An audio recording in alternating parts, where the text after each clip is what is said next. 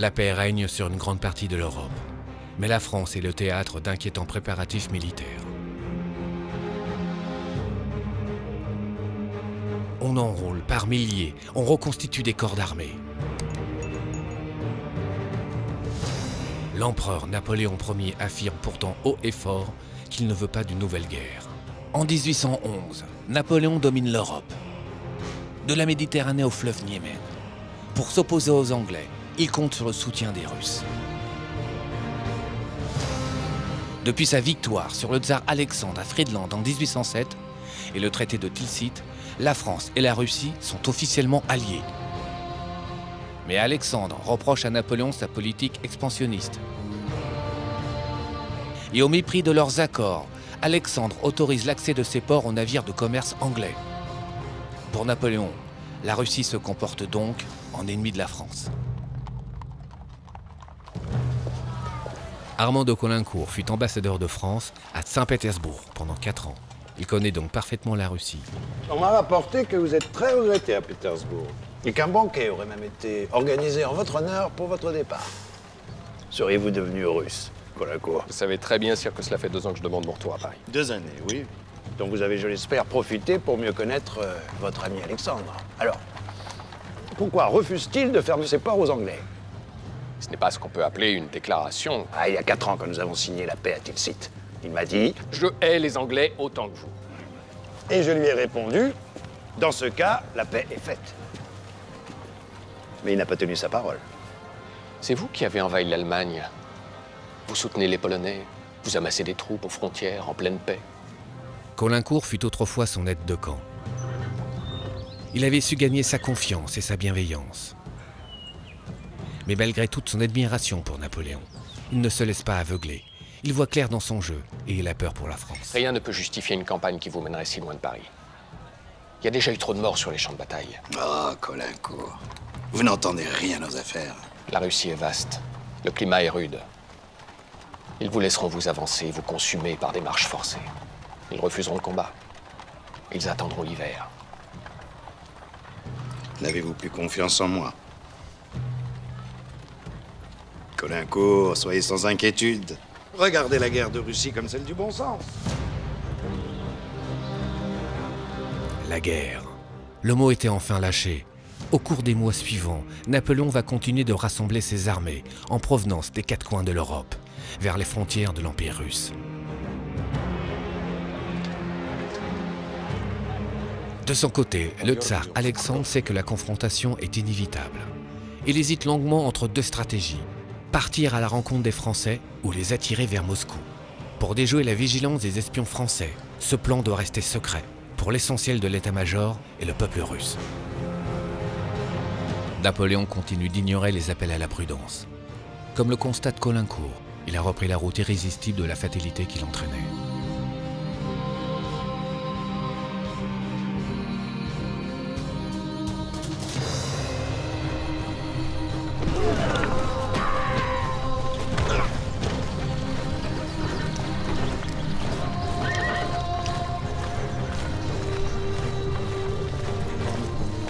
Premier jour de campagne, un demi-million d'hommes.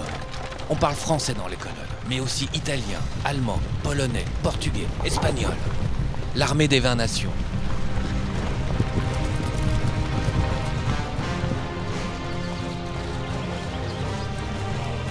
Le Premier Empire, en marche vers son destin. Napoléon veut une campagne éclair, une démonstration de force qui suffira, croit-il, à ramener le tsar à la raison. Il veut parachever son rêve, faire de tous les peuples d'Europe le même peuple. On leur a promis un retour rapide dans leur patrie, mais au-delà du fleuve Niémen, qui marque la frontière de la Pologne avec l'Empire russe, c'est l'inconnu. La chose la plus importante à dire, c'est que la Grande Armée est la plus grande armée jamais vue dans l'histoire européenne. La particularité de la grande armée napoléonienne, c'est qu'on y trouve des civils en nombre très élevé. Certains officiers, voire même des sous-officiers, emmènent avec eux femmes, parfois enfants, maîtresses, etc. Ce qui fait que la caravane de l'armée est parfois un petit peu bigarrée. Certains sont avec lui depuis la campagne d'Égypte. Ce sont les vieux grognards qui correspondent à l'assise en fait de cette grande armée. Ils sont confiants, ils suivent cet homme qui pour eux est une étoile, un génie. Napoléon s'étonne et s'inquiète de n'avoir rencontré aucune résistance lors du franchissement du Niémen. Où est l'armée russe? Mais dans une lettre à l'impératrice Marie-Louise, son épouse, il ne laisse rien transparaître. Mon ami, aucune affaire importante n'a eu lieu. Ma santé est bonne, mais la chaleur est excessive. Le vrai adversaire de Napoléon pour instaurer la prépondérance française en Europe, c'est l'Angleterre. Son objectif, c'est de mettre l'Angleterre à genoux et de l'obliger à faire la paix. Alors dans ce contexte, il a conclu en 1807 une alliance avec la Russie. En réalité, c'était une alliance du fort au faible. Cette alliance obligeait, par exemple, la Russie à déclarer la guerre à l'Angleterre et à cesser tout commerce avec les Anglais. Or, les Russes n'ont jamais pu respecter cette partie de l'accord, tout simplement parce que le commerce avec l'Angleterre était vital à leur économie. Et puis l'autre élément, encore plus idéologique, c'est de dire que finalement, en allant porter le fer en Russie, il sert la civilisation européenne contre la barbarie asiatique dans laquelle la Russie se complaît. Si on posait la question à des Russes, ils répondraient que Napoléon voulait conquérir la Russie. Napoléon veut gagner la guerre rapidement. Il s'attend à défaire l'armée russe en moins de 2 mois, forcer Alexandre à faire la paix à ces conditions. Mais il ne veut pas détruire l'Empire russe. Il ne veut pas chasser Alexandre de son trône.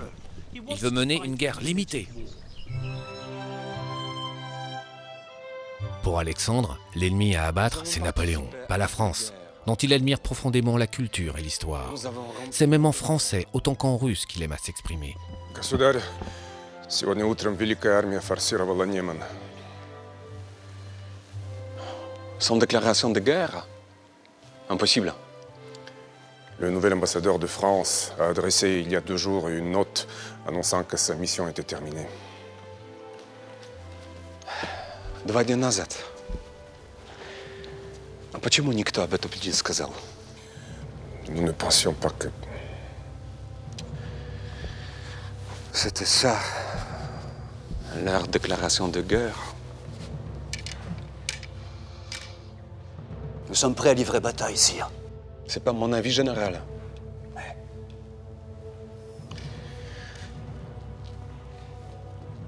Le Corse a pour objectif une guerre courte dans laquelle l'issue sera déterminée par une de ses victoires qui en fait sa gloire.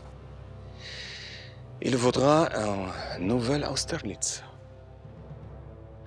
Nous allons le priver de ce plaisir.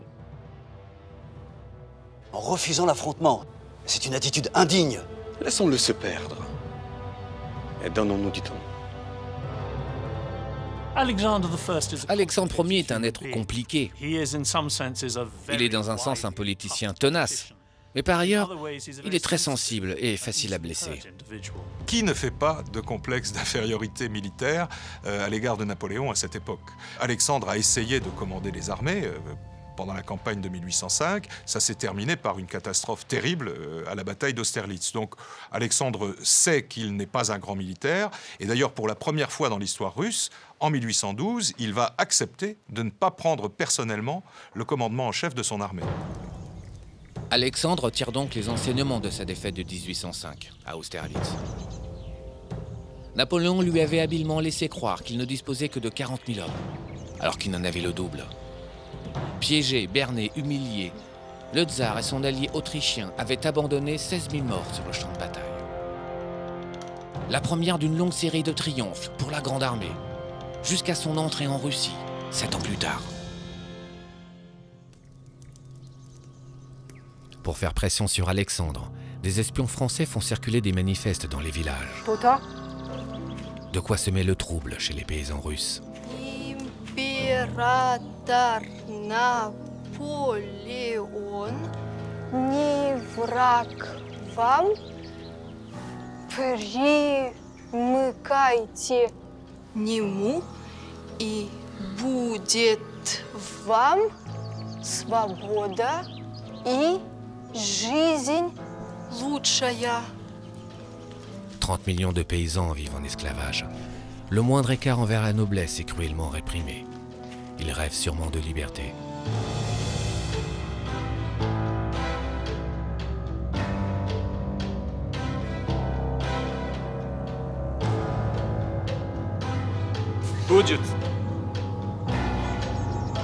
En promettant d'abolir le servage, Napoléon pourrait gagner leur loyauté.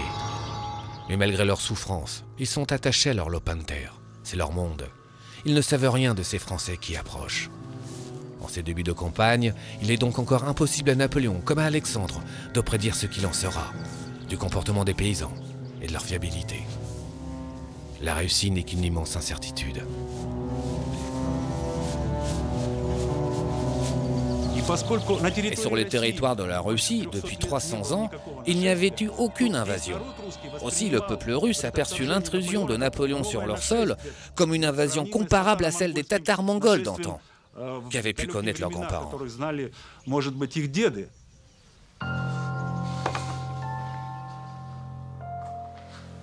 Panfil Nazarov a 20 ans.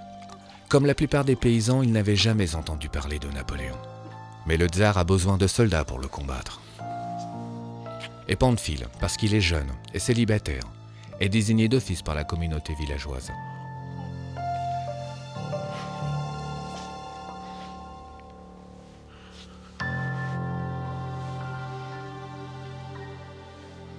Les jeunes moujiks comme lui sont incorporés avec l'accord de leurs propriétaires, qui contribuent de cette manière à la défense de la Sainte Mère Russie.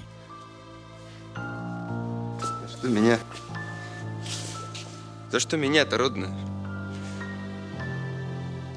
Да пребудет с тобой Господь Бог, Памфил. Я буду молиться за тебя каждый день. Enrôlés pour une période de 25 ans, ils seront ensuite considérés comme des hommes libres. Mais à quoi bon, si c'est pour mourir? Panfil Nazarov fera le difficile apprentissage de la vie de soldat. Et bientôt il sera prêt à affronter la Grande Armée.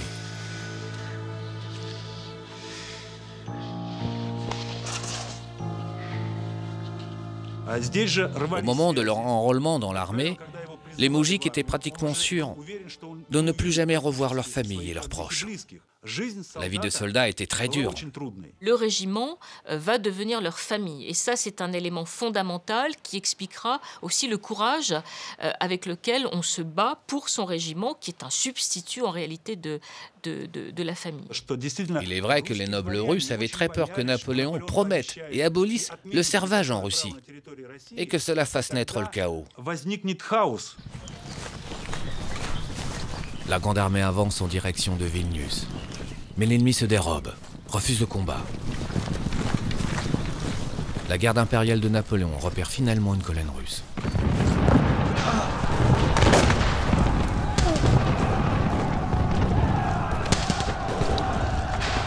Premier affrontement, premier corps à corps.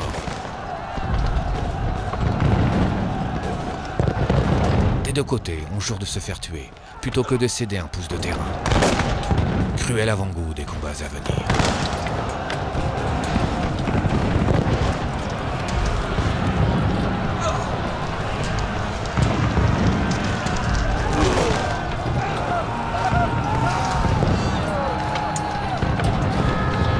Les Français repoussent facilement leurs assaillants, ce qui entretient l'illusion. La capitulation du tsar n'est qu'une question de jours.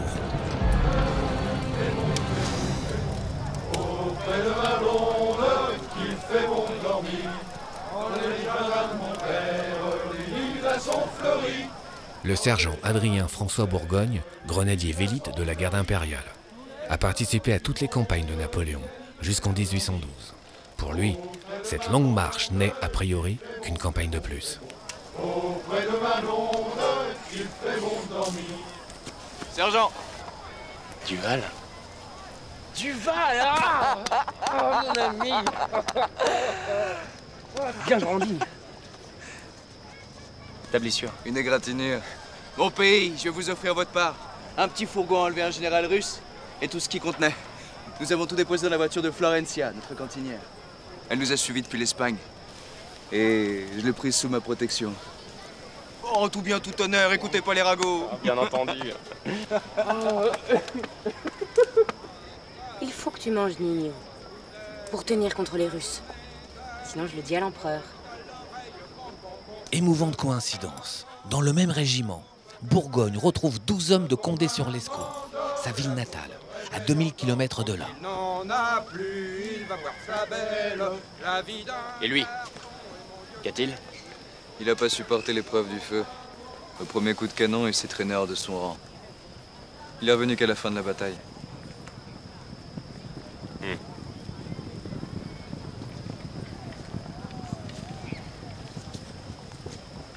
Le vin du général russe, ça ne se refuse pas. Tu verras, on s'aguerrit. On apprend à maîtriser sa peur, l'angoisse, la douleur. Vous avez peur, vous? Moi comme les autres. J'ai déjà été blessé 2 fois. Et je comprends ce que c'est. Être arraché à sa famille par le hasard d'un tirage au sort. Les marches forcées. Les nuits sans sommeil dans l'attente de la bataille. Si ma famille n'avait pas été si pauvre, sans bien ni terre, je me serais fait remplacer. Lui, c'est pour ça qu'il est là. Un conscrit l'a payé pour qu'il prenne sa place. Moi, j'ai toujours pas touché un liard de ma solde. Regardez ces semelles. Elles devaient durer 3 ans. Qu'est-ce qu'on fait ici? Vous le savez, vous? Pour qui on se bat? Le sergent Bourgogne a, lui, choisi de faire carrière dans l'armée. De son point de vue, Napoléon est infaillible.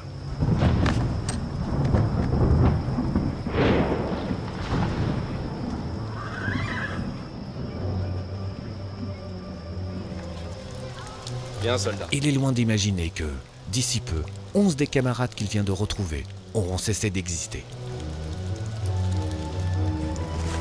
La Grande Armée se prépare à entrer dans Vilnius, capitale de la Lituanie. Vilnius a fait autrefois partie du royaume de Pologne, avant d'être annexé par la Russie. Mais le tsar vient d'abandonner la ville. Une grande satisfaction pour les habitants de Vilnius et les 30 000 soldats polonais engagés dans la Grande Armée. Quand les Français sont rentrés à Vilnius pour la première fois, les Polonais, et en particulier la noblesse polonaise, ont accueilli les Français comme leurs libérateurs, parce qu'ils croyaient que Napoléon leur donnerait la liberté. Mieux que les libertés, il ferait renaître l'État polonais. Alexandre était ici même il y a quelques heures. Pourquoi me livre-t-il la ville sans combat? Je vous avais mis en garde, Sire. Il fera tout pour que cette campagne s'éternise et vous priver d'une grande bataille. Le temps est son allié.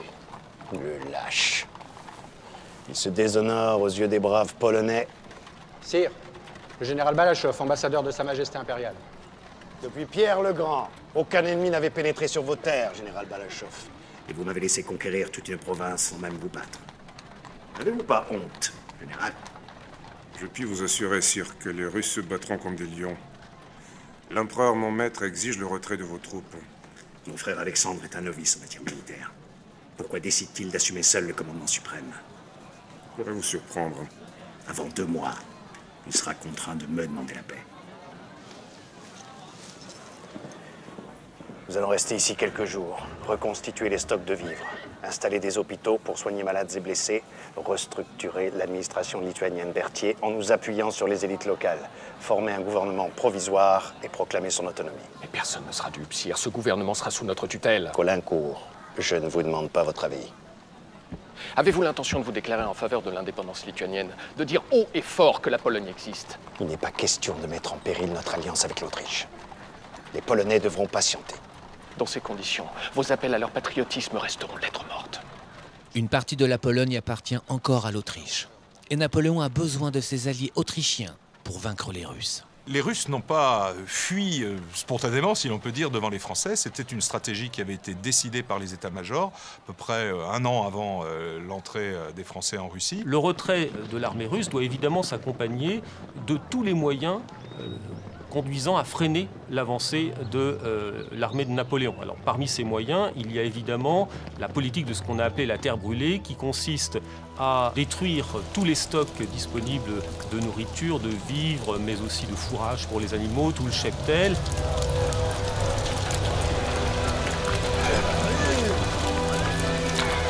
À la poursuite de l'insaisissable armée russe, la Grande Armée a quitté Vilnius. À marche forcée, 20 à 40 km par jour, toujours plus loin, toujours plus à l'est. À cause des pluies torrentielles, il faut se débattre à chaque pas dans la boue pour ne pas y laisser ses bottes. Les Russes ayant brûlé moulins et entrepôts, on manque de fourrage pour la cavalerie. On arrache la paille pourrie des chaumières, mais les chevaux en crèvent. Pénurie de pain, dysenterie, blessés qu'on ne peut soigner. On comptera bientôt plusieurs milliers de maraudeurs et déserteurs.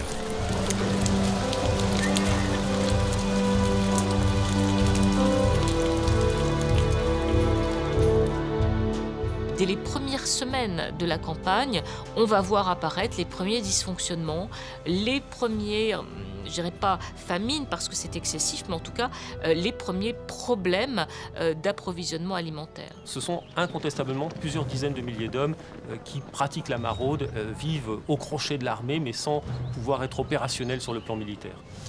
Pour resserrer les rangs de son armée, retrouver une cohésion, Napoléon a plus que jamais besoin de la grande bataille qu'il appelle de ses voeux depuis des semaines. Au loin, une multitude de points lumineux. Les bivouacs de l'armée russe, l'armée du tsar. Le moment tant attendu. Ils sont là, tout près, sous ses yeux.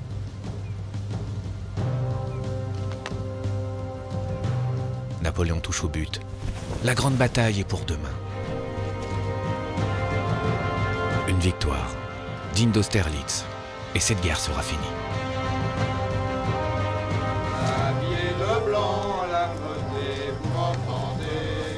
Le sergent Bourgogne et ses hommes se préparent pour l'affrontement.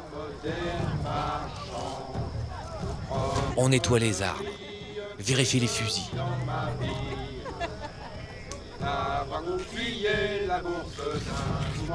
On découpe du linge en cas de blessure. Sur le champ de bataille, il faut pouvoir se soigner seul.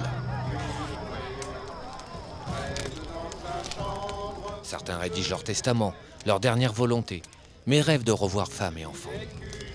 D'autres, apparemment insouciants, chantent ou dorment.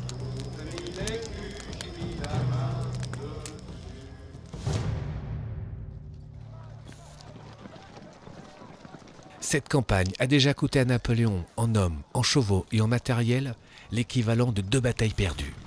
C'est le moment ou jamais pour triompher. Sire, venez voir, vite. J'arrive, Caulaincourt. Bonjour, messieurs.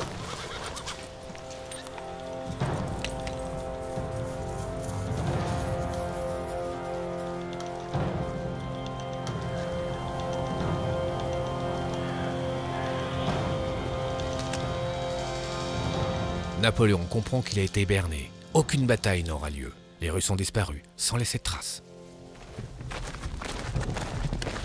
Il faut donc se remettre en marche, inlassablement, sur la route de Smolensk. L'été russe est horride. L'eau potable commence à manquer. Certains bataillons n'ont plus que de la bière pour étancher leur soif. Mais on tient debout, et on avance. En dépit de toutes les difficultés du début de campagne, Napoléon a quand même une stratégie. Enfin, il est là pour faire la guerre. Et cette stratégie, elle va presque réussir puisque, par les mouvements de ses différents corps, il oblige les armées russes à se réunir autour de la ville de Smolensk. «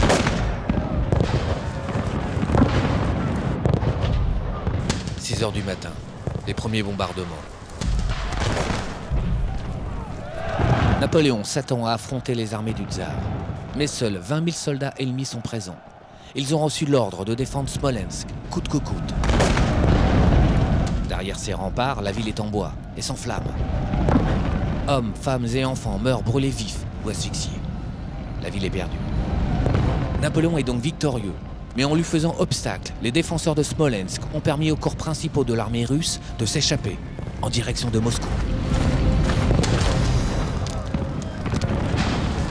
Certains compareront la tragédie de Smolensk à celle de Pompéi. C'est une éruption du Vésuve. Beau spectacle, n'est-ce pas, monsieur le grand écuyer? Horrible, sire. Bah, rappelez-vous ce mot. Le corps d'un ennemi mort sent toujours bon. Proverbe romain. Sire, permettez-moi de me retirer. Ce sont les Russes qui entretiennent cet incendie pendant que leur armée se dérobe, Caulaincourt. Alors qu'il serait de l'honneur de votre ami Alexandre de se mesurer au moins une fois avec moi. Après quoi, nous ferions facilement la paix comme deux champions se réconcilient après un duel. La guerre n'est que politique, Caulaincourt. Et la paix ne peut avoir lieu tant que nous serons de ce côté-ci du Rhin. Caulaincourt s'afflige continuellement du mal que je fais à son ami. Le tsar n'est pas mon ami. Je suis plus français que d'autres qui ne cherchent qu'à vous plaire et vous flatter. Je vous en prie, calmez-vous. Vous vous adressez à l'empereur. Pourquoi me taire? Je m'honore d'avoir tout fait pour empêcher cette guerre. Sire, confiez-moi un commandement en Espagne. Laissez-moi quitter ça. Vous êtes trop susceptible, Caulaincourt. Vous savez bien que je vous estime. Qu'Alexandre se prononce contre l'Angleterre et tout sera fini. Et en attendant? S'il ne veut pas que je me fasse couronner empereur au Kremlin, il faudra bien qu'il cherche à m'arrêter. Caulaincourt écrira. Napoléon croyait à une bataille parce qu'il la désirait et qu'il la gagnerait. Il restait convaincu qu'Alexandre demanderait bientôt la paix. Son enivrement continuait, et je comprenais qu'il n'y avait plus à compter sur les bonnes inspirations qui m'avaient naguère rendu si heureux. Le sort de la ville va être tragique, puisque cette ville, qu'on disait magnifique à l'époque, va être totalement détruite par un incendie largement allumé par les Russes, suite de la politique de la terre brûlée. À Smolensk, on a une sorte de tournant, premier tournant de la guerre, dans la mesure où des civils à grande échelle sont également désormais des victimes de guerre. On considère que c'est à partir de la prise de Smolensk qu'a commencé la guerre patriotique contre l'occupant français. Napoléon l'envahisseur. Il fait désigner à Smolensk un conseil municipal composé de citoyens russes, sommés d'obéir sous peine de représailles et rétribués en monnaie française. Il leur ordonne de lever sur la population une contribution sous forme de blé, de bétail et de fourrage. Ces lourdes ponctions exacerbent la haine contre l'occupant français. Mais les Russes ne comprennent pas pourquoi Alexandre livre ainsi, sans résister, leur cité et leur campagne. Et cela va engendrer une première crise très profonde de confiance entre le tsar et la population, mais également une crise de confiance au sein de l'armée impériale elle-même. Lettre du général Bagration à son ami Yermelov. J'ai honte de porter cet uniforme. Il me tue. On nous a dispersés comme des pions, puis on est resté là, plantés bouche bée, en chiant tout le long de nos frontières. Ça me dégoûte tellement que ça me rend fou. Je vais troquer mon uniforme contre une blouse de paysan. À force de se replier, les soldats russes ont l'impression de se comporter comme des lâches. Leur morale est au plus bas. Votre armée, sire, compte 1 millier d'officiellement. Tous ces étrangers qui dictent l'infâme retraite à vos troupes n'inspirent plus confiance. C'est pourquoi je vous ai réunis.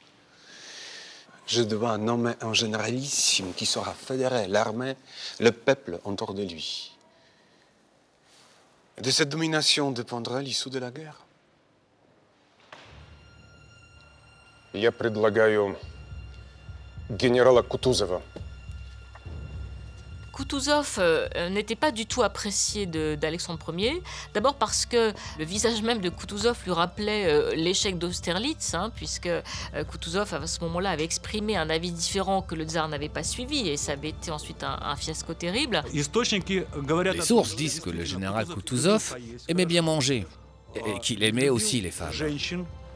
Des dénonciations de généraux adressés à Alexandre Ier rapportent que dans son appartement, comme en campagne, on aurait trouvé des filles habillées en cosaque. Elles étaient chargées de réchauffer son lit. Alors qu'Alexandre Ier est un homme très prude, et bon, de ce point de vue-là aussi, il y a une sorte d'incompatibilité de style, pourrait-on dire, entre les deux hommes. Чтобы вести войну освободительную, патриотическую войну, нам нужен русский. Dans ce cas, le général Tolmas s'offre à l'affaire. Kutuzov, sire. Il est le plus ancien. Nos meilleurs généraux, Bagration, Bennigsen, accepteront de servir sous ses ordres. Le vaincu d'Austerlitz. Ça ne l'empêche pas d'être en grande faveur dans l'opinion. Il vient d'être élu à l'unanimité chef des milices de Saint-Pétersbourg et de Moscou.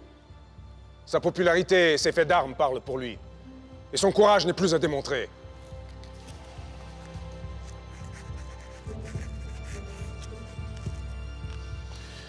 Le général Barclay de Tolly gardera le commandement en chef de la première armée impériale. Le général Bagration, celui de la seconde armée. Mais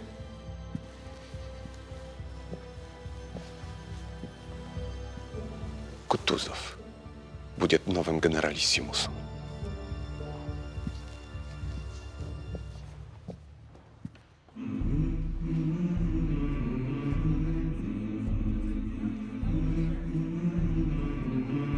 Корсиканец презирает меня.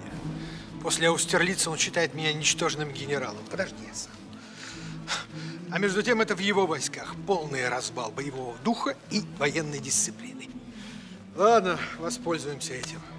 Пошли. Sitôt nommé, Kutuzov exalte le patriotisme de ses troupes. Compagnons, leur écrit-il, remplissez votre devoir. Songez au sacrifice de vos cités livrées aux flammes et à vos enfants qui implorent votre protection. Songez à votre empereur Alexandre, votre seigneur, qui vous considère comme le nerf de sa force.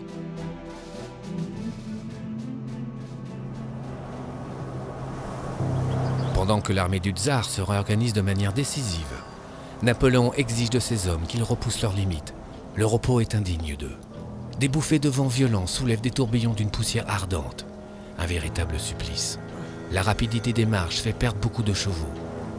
Et pendant que le typhus fait des ravages, la propagande russe s'attaque aux plus vulnérables. Soldats français, on vous force à marcher contre nous.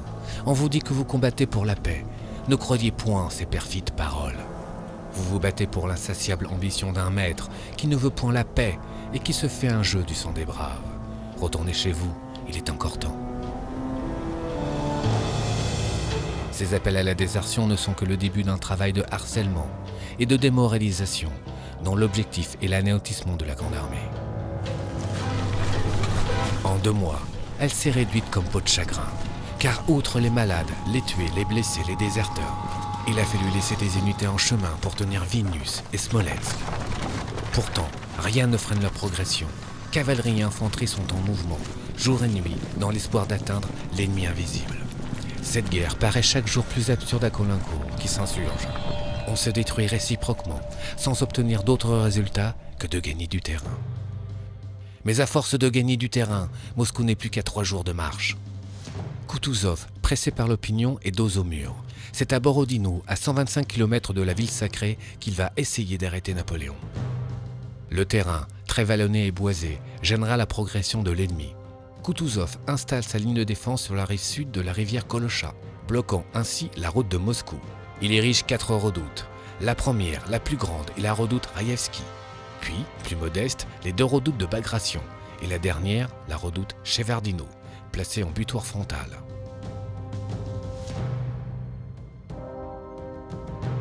Une redoute est une fortification de terre érigée sur une butte où sont installés les canons en batterie. Elle est défendue en contrebas par une tranchée remplie de soldats. À l'arrière, les troupes russes restent massivement concentrées. Kutuzov a placé ses forces en mode défensif ici. Il se croit à l'abri derrière cette rivière, protégée par ses redoutes. Nous allons dans un premier temps prendre la redoute de Chevardi et le village de Borodine. Dès lors, nous pourrons positionner nos troupes pour le combat final. Nos armées du Nord s'intercaleront pour empêcher les armées russes de nous contourner. Voilà, messieurs.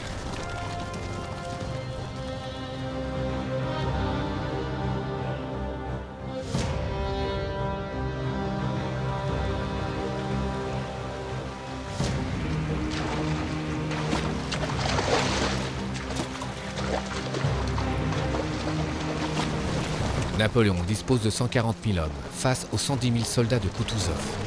Les Français ont 214 bataillons d'infanterie, 317 escadrons de cavalerie et 587 pièces d'artillerie.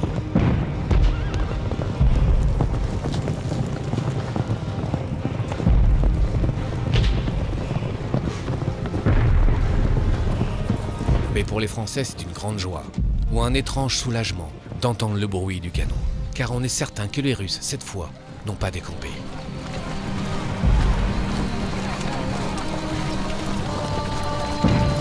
Les 2 armées vont se battre sur 2 points hautement stratégiques. Le village de Borodino, implanté sur la route de Moscou, et la redoute Shevardino, verrou essentiel de la ligne de défense russe.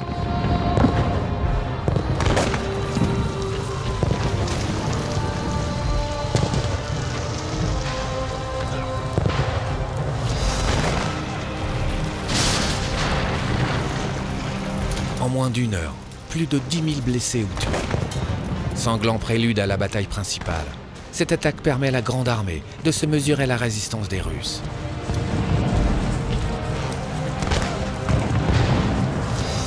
Même blessés, loin d'implorer du secours, ils refusent de se rendre et paraissent déterminés à mourir sur place.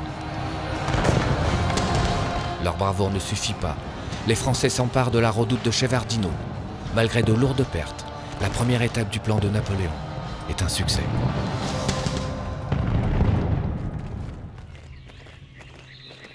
Chaque armée pense ses plaies. Du côté russe, on renforce les lignes de défense et surtout les redoutes Raïevski et Bagration. Kutuzov organise une procession solennelle avec la Vierge de Smolensk. Panfil-Nazarov, comme ses compagnons, implore la protection divine. L'esprit tourné vers les siens. À ce qui n'a pu se dire, car il faut être prêt à mourir pour Dieu, le tsar et la Sainte Russie.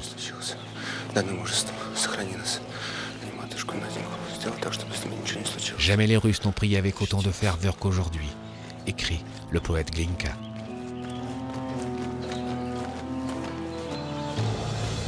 En ces heures, nos cœurs et nos âmes sont en conversation secrète avec la divinité.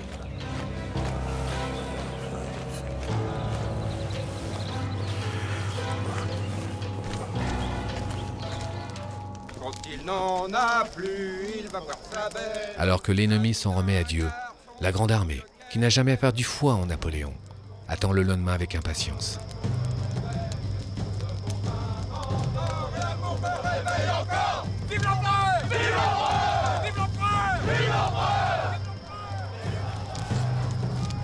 L'empereur a mal dormi. Merci. Il s'est couché à 3 h du matin, inquiet que les Russes ne se volatilisent encore une fois. Mais en sortant de sa tente, il retrouve la confiance. Les premières lueurs de l'aube lui rappellent le soleil d'Austerlitz. La veille, il a redéfini son plan de bataille. Il veut abattre le flanc sud des forces ennemies, attaquer les redoutables fortifications érigées par les Russes, notamment la grande redoute de Raïevski. La garde impériale de l'empereur se tiendra en retrait, prête à intervenir en cas de nécessité. Soldats, voilà la bataille que vous avez tant désirée. Désormais la victoire dépend de vous. Elle nous est nécessaire. Elle vous donnera de l'abondance, de bons quartiers et un prompt retour vers la patrie. Conduisez-vous comme à Austerlitz et que la postérité cite avec orgueil votre conduite et que l'on dise de vous, il y était.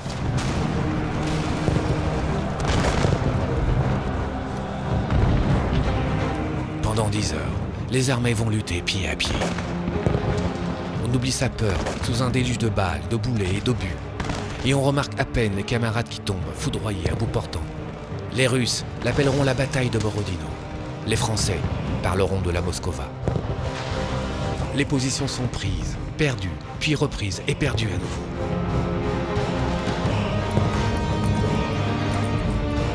Le 2e corps de cavalerie du général Montbrun doit maintenant charger à droite de la redoute Raïevski. Montbrun cherche la position idéale pour attaquer. Il part à cheval, en reconnaissance. Malheureusement, un boulet lui traverse le thorax. Napoléon décide alors de le remplacer par Auguste de Caulaincourt, le frère d'Armand de Caulaincourt.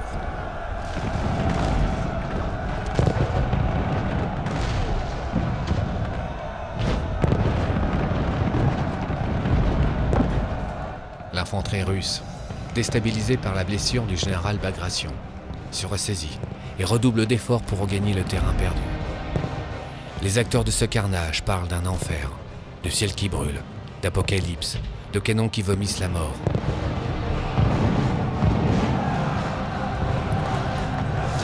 Caulaincourt est alors pris d'un terrible pressentiment. À 15 heures, son frère Auguste, à la tête du 5e régiment de cuirassiers, soutenu par 2 divisions et 2 bataillons d'infanterie, prend d'assaut la grande redoute de Raïevski. Les Russes doivent battre en retraite. Les blessés implorent qu'on leur donne la mort pour mettre fin à leur terrible souffrance.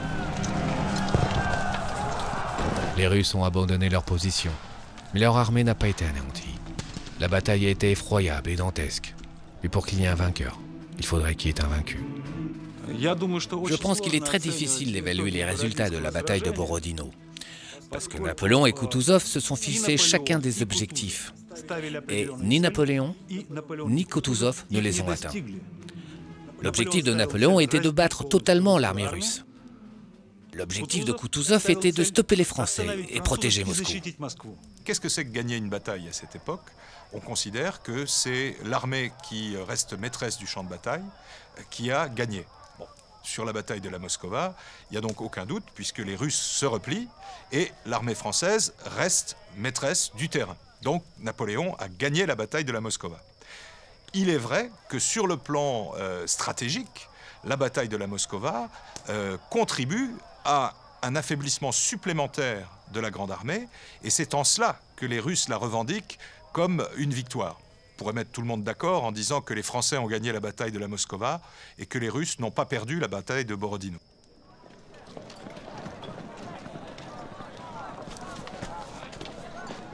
Une victoire décevante pour Napoléon, et si coûteuse en vie humaine.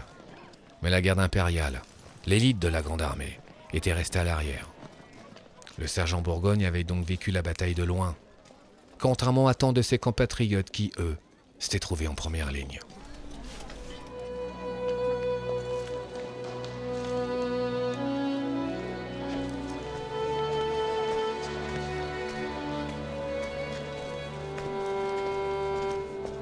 Napoléon, prudent, trop prudent peut-être, n'avait pas voulu prendre le risque d'affaiblir sa garde. Pourtant, s'il avait lancé Bourgogne et ses hommes dans la mêlée, la victoire aurait été peut-être plus marquante.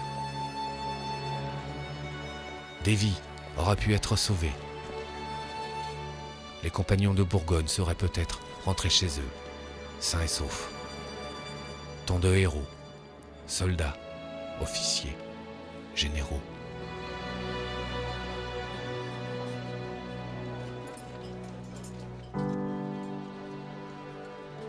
Caulaincourt n'oubliera jamais ce jour funeste.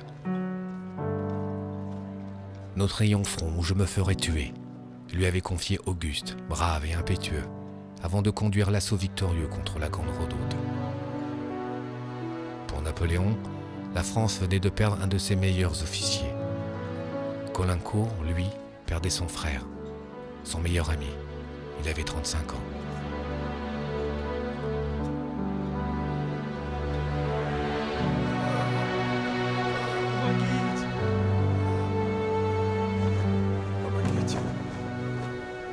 Au terme de cette épouvantable journée, 120 000 coups de canon et 300 000 cartouches ont été tirés pour un bilan effroyable.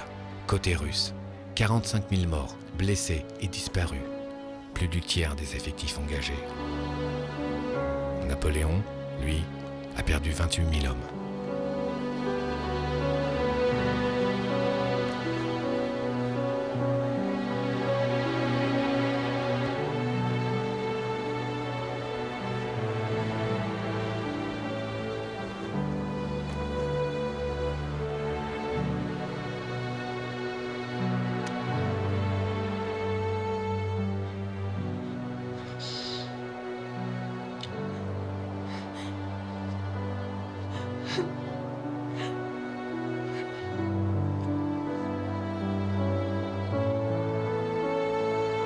Cette hécatombe révèle les limites des services de santé. Nombre de blessés demeurent sur le champ de bataille, sans secours.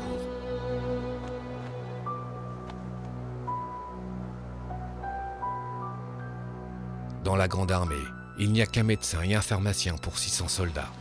45 chirurgiens soignent indifféremment les milliers de victimes des deux camps. En moins de 4 minutes, on ampute une jambe. 10 000 blessés impossibles à soigner seront déposés dans les villages alentours, où la plupart mourront. Napoléon s'attend alors à reprendre les hostilités le lendemain, mais Koutouzov va en décider autrement.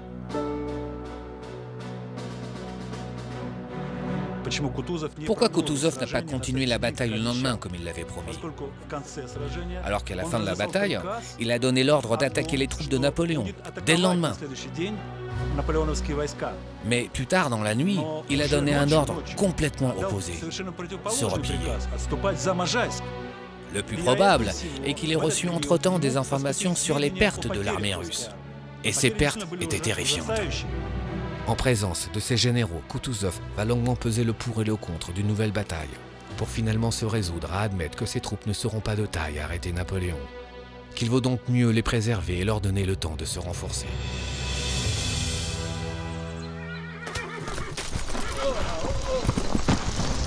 « 420 000 soldats avaient franchi le Niémen 3 mois plus tôt. Il n'en reste que la moitié. Ils venaient de France, d'Espagne ou d'Italie, avaient parcouru plus de 4000 km, franchi les Alpes ou les Pyrénées, traversé l'Allemagne, la Pologne et la Russie occidentale. Ils croyaient enfin pouvoir se reposer de leur fatigue.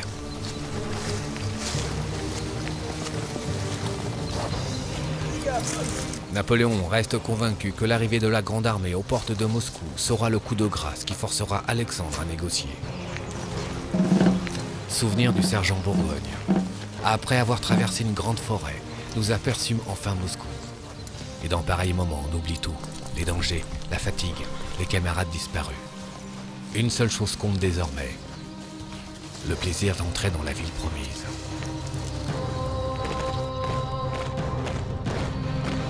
Mais Napoléon, qui rêvait d'une entrée en conquérant, comme à Vienne et Berlin, découvre que Moscou a été déserté et qu'aucun notable ne viendra lui remettre les clés de la cité.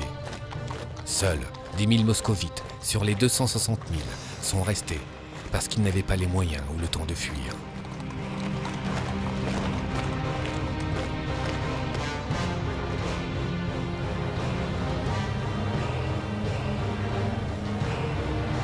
Napoléon s'installe au Kremlin avec sa garde et ses services d'intendance. Ses généraux occupent les somptueuses demeures des nobles. Où en sont vos divisions, Dino? Sire, des incendies ont éclaté aux 4 coins de la ville. Il semble que ce soit les Russes. Oh, je n'en crois rien. Ces barbares ne sont pas assez fous pour défigurer Moscou, tout de même. Il n'y a plus aucune pompe à incendie. Ils les ont emportées, toutes. Bien, poursuivez les incendiaires. Et qu'on les pende sur le champ.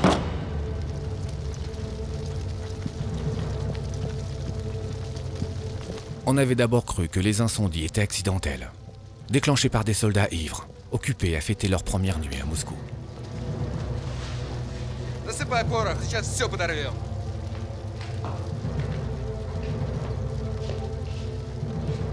Mais il faut vite se rendre à l'évidence. Ces feux ne sont pas accidentels. Des dizaines d'incendiaires se sont répartis dans la ville. Qui sont-ils? Et qui leur a donné l'ordre de se livrer à ce gigantesque autodafé?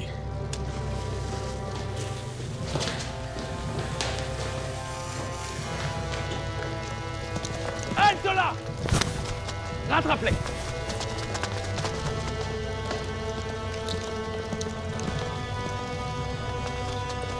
Y'a quelqu'un?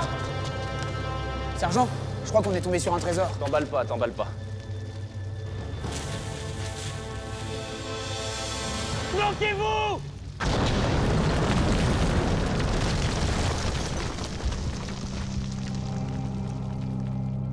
Kutuzov avait choisi d'abandonner Moscou pour éviter un nouvel affrontement et permettre à son armée de se réorganiser.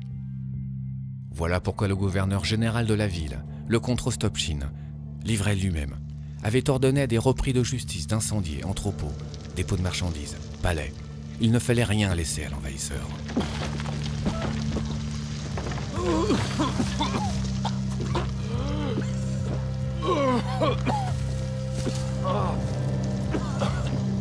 Tout le monde est là? Oui, sergent. Souvenir du sergent Bourgogne. Au moment de l'explosion, nous avions cru mourir, anéantis sous les débris. Les Russes avaient jugé que, pour nous détruire, tous les moyens étaient bons. Vous êtes blessé, sergent? C'est rien. On est où, là? Et c'est ici qu'il faut bivouaquer? Tu n'es pas assez beau et tu ne sens pas assez bon pour coucher dans un palais.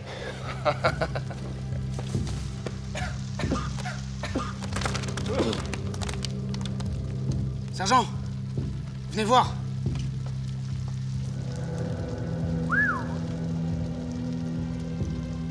Qu'est-ce qu'on en fait, sergent?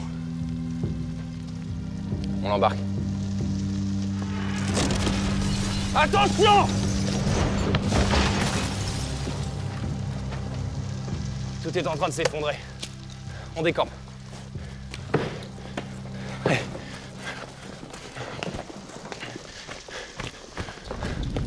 Le danger est partout. La grande armée de Napoléon est tombée dans un piège de feu, encerclée par les flammes. Aveuglée, elle rêve pourtant encore de victoire.